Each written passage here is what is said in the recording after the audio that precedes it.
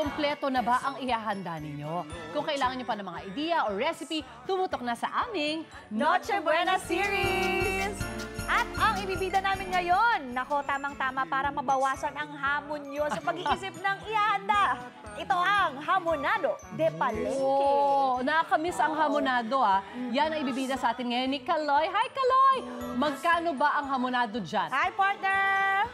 Kay sigla ng gabi ay kay Yes, saya. Miss Suzy, ang tanong nyo kung magkano per kilo dito sa San Pablo City Public Market sa Laguna, 450 per kilo ang kanilang hamonado binibenta. Yes, nandito nga tayo ulit.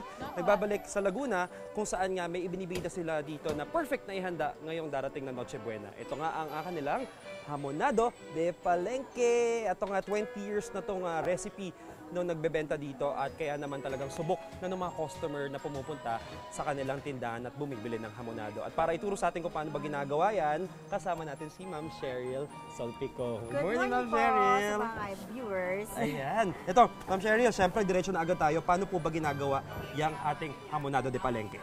Kalimitan, ang part na ginagawa namin is pigi. Pigi. Pigi. May ano ba English na to? Pigi. Parte ba nito? Basta ito, pigi. So Pigi. yan. So, napansin ko wala na siyang balat. Bakit? Hindi, may balat pa siya. Then, ito. Ayan, nasa ilalim. Ito Okay. yung part na i-slab mo kasi Okay. mas maganda siyang i-hamonado. Okay. Hindi siya yung naghihiwa-hiwalay pag yung So yung pagka-slab nito, ganito na ang itsura niyan. Ma'am Cheryl, ito yung mga pahaba na to na manilipis. I-slab mo na siya, part na then ano, tatanggalan mo siya ng balat, then i-slice mo siya ng manipis. Ganito magiging itsura itsura niya. nito. Tapos tsaka siya iikot. Sige, ano pong Okay. next proseso niyan, Ma'am Cheryl? Next process nito, pag na-slice mo na siya ng manipis, kailangan mo na siyang i-marinate dito Ang sa, asukal. sa mga seasoning namin. Okay po. So ito may Then, timpla to, hindi lang asukal yan. Pag na-marinate mo na siya, set aside mo at least mga 30 minutes.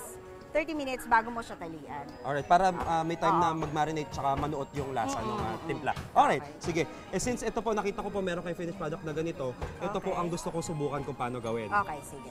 Tapusin ko lang. Sige. So ito yung, ganyan usually ang finished product niyan. Pero syempre, may mabusising pagtatali at pag-iikot niyan. At yan ang gagawin natin ngayon. Kanina nagkaroon kami ng practice kahit paano ni Ma'am Cheryl. Ito na po yung gagamitin kong slab. Okay, sige. Ganito, so paikot lang. Tapos according to Ma'am Cheryl, dapat dahan-dahan yung Ma'am Cheryl, tanong ko rin po, sa ganitong hamonado de Palengke, ano pinagkaiba niya sa usual na ham na sineserve kapag Noche Buena? Kasi ito, yung product na pwede mong gawin kahit sa bahay. Yung kung halimbawa, tsaka pwede mong i-adjust yung lasa na gusto mo. Timpla, kumbaga homemade talaga yung recipe na to. Na kahit hindi, kung gusto mo lang na magluto ng ganun, pwede sa bahay. Then, traditionally, ayan talaga yung ating hamonado. At saka according nga, di ba, 20 years, nabalitaan ko, 20 years na itong recipe na to. Talaga namang subok na yung lasa at saka kaya siya binabalik-balikan ng mga... Kasi sa mother pa namin nagsimula. Yun. Kaya naman pala perfect talaga yung lasa nito. So ito, Ma'am Cheryl, pagka after ko ikot, dalawang tali. Ito, no? Ilalak mo siya dyan. Yan. Coconut. And then, tsaka ako siya iikot ngayon pag ganito. Sige. Tama po ba yung ginagawa ko? Yan. Okay. All around. Up. Hindi dapat siya pwede bumukas. Ayan. Tapos, So yan para malak mo yung ilalim. tapos ito na po. Dito na magsimula yung paikot dun sa katawan ng hamonado. Pasok. Up. And then, kabila. Tapos napansin ko kay Ma'am Cheryl kanina, ang ikot niya, sisimulan niya doon sa dulo. Tapos paloob. Yan, ganyan. Tapos, yung natitira na Tapos, ayan. yung natitira na to. Yan ang itatali natin together. Ayan, sige Ma'am Cheryl, patulong ako. Okay. Ganito. Yan. So, after matali niyan, puputulin na rin yung sinulid. Tapos, ito na yung diretso niyan. Ganito na itsura niya. Mukha siyang pork belly. Ito na. Ma'am Cheryl, ready na to cook. Ayan. So, after niyan, ito na. Ito yung nagawa ko, pakita ko lang, kumpara natin doon sa kanilang mas maayos. Pero at least you get the point, di ba? Ma'am Cheryl, maraming salamat po. Diretso tayo mga kapuso sa pagluto ng hamonado. Kasama naman natin dyan ang kanyang asawa ni Sir Drew Salpico. Good morning po, Sir Drew. Good morning. Ayan, mukhang busy na siya. So ano na po nangyayari ngayon dito, Sir Drew? Pinakukulan na natin siya ngayon dun sa pineapple juice and soda. Tapos lalagyan na natin siya ng Ano ba yung chunks? pineapple chunks. Ayan, yung Lalagyan natin siya bits, ng pineapple chunks.